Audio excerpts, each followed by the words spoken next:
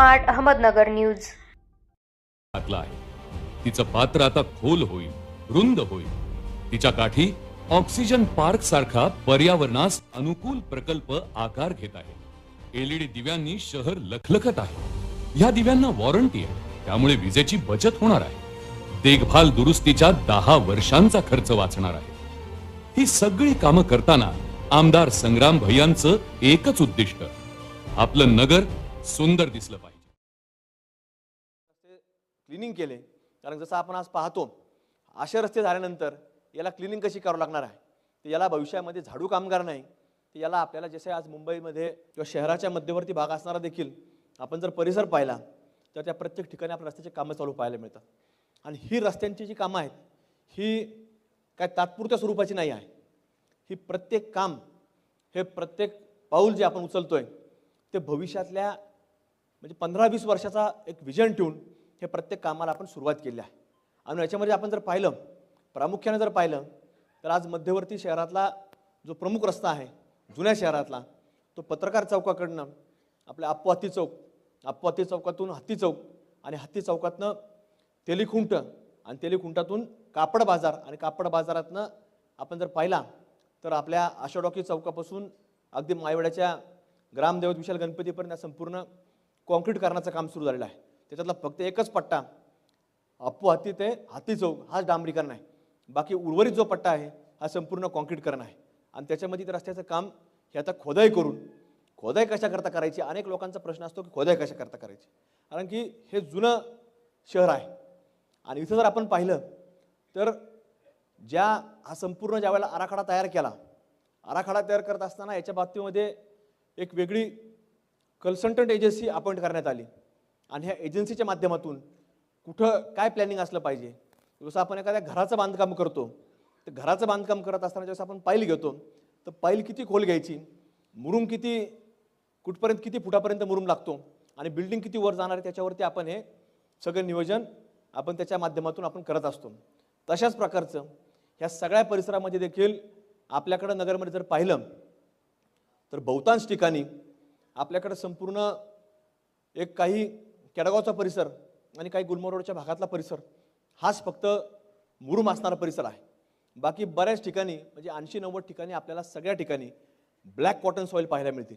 आणि त्यामुळं पावसाळ्यामध्ये हे ज्यावेळेस पाणी खाली जातं तर त्यावेळेला त्याचा एक खाली जमीन फुगती आणि फुगल्यानंतर त्याला क्रॅक डेव्हलप होतात. किंवा ते डांबरी जर असेल तर डांबरीकरण ते फार काळ टिकत नाही, खालून त्याला वल राहते.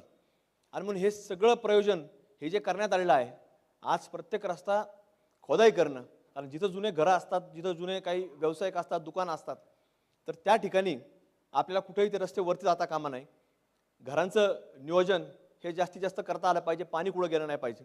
आणि म्हणून त्याच्याकरता आज एक काळे मातीचा एक चांगला लेअर पूर्णतः आपण काढू शकत नाही, पण बऱ्यापैकी लेअर बाजूला करणे, त्याच्यामध्ये मुरुम फिलिंग करणे, सोलिंग करणे, चांगल्या प्रकारे त्याला रोलिंग करणे आणि त्याच्यावरती एक खालचं PCC कॉन्क्रीट आणि त्याच्यावरती नंतर फायनल लेअरचं कॉन्क्रीट, असं हे प्रत्येक रस्त्याच्या बाबतीमध्ये पुढाकार घेऊन आज हे नियोजन सुरू झालेलं आहे.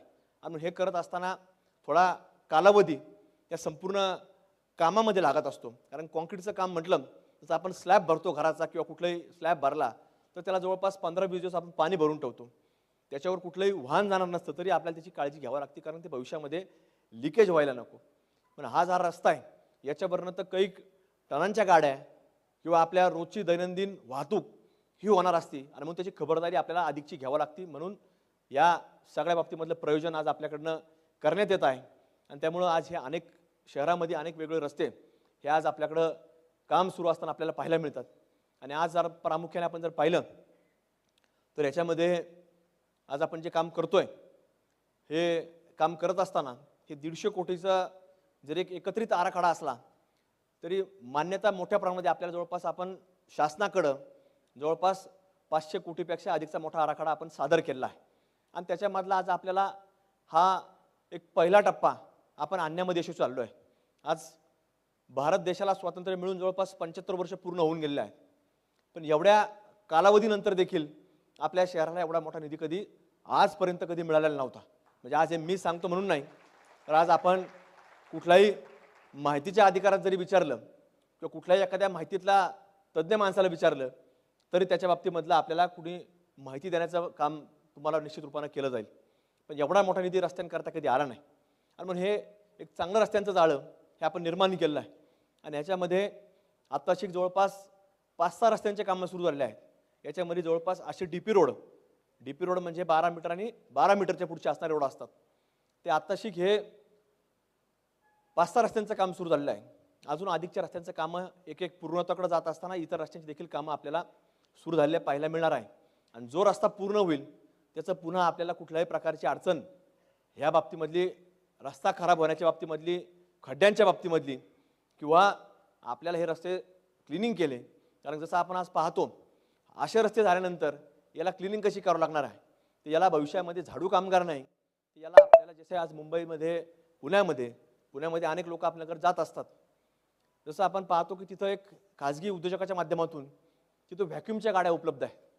आता भविष्यामध्ये आपल्याला देखील जसं फॉरेन कंट्रीमध्ये आपले बरेच लोक जातात, पुण्यामध्ये आपल्याकडे लोक जातात, तर तिथं जे व्हॅक्यूमच्या माध्यमातून रस्ते जे साफ करतात, तर तसं आपल्याला एक कॉन्क्रीट झाल्यानंतर आपल्याला देखील तशा गाड्या या आपल्या नगरच्या धर्तीवरती आपल्याला साफसफाईच्या बाबतीमध्ये आपल्याला उपलब्ध करावं लागणार आहेत.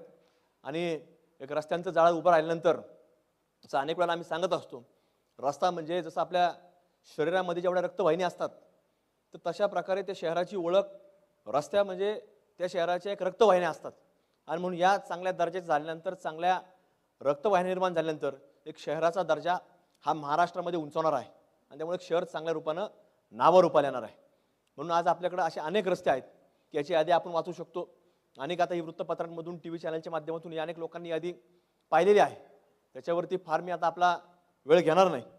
पण हे सगळं काम पुढे जात असताना आज एक जसं कोविडचा मी उल्लेख केला, जवळपास आपले 2-2.25 वर्ष, 5 वर्षाचा जो कार्यकाळ असतो, या कार्यकाळामध्ये जसं 2 वर्षे कोविडमध्ये गेले आणि कोविडमध्ये गेल्यानंतर आपल्याला जसं व्यवसाय ठप्प झाले, नोकऱ्या ठप्प झाल्या, तर तशाच रीतीनं अनेक लोकांच्या बाबतीमध्ये अडचण झाल्या. तसं एक हॉस्पिटलचा एक विषय फार महत्त्वाचा होता की नगरला एक मोठं हॉस्पिटल हे आपल्याला असणं गरजेचं होतं.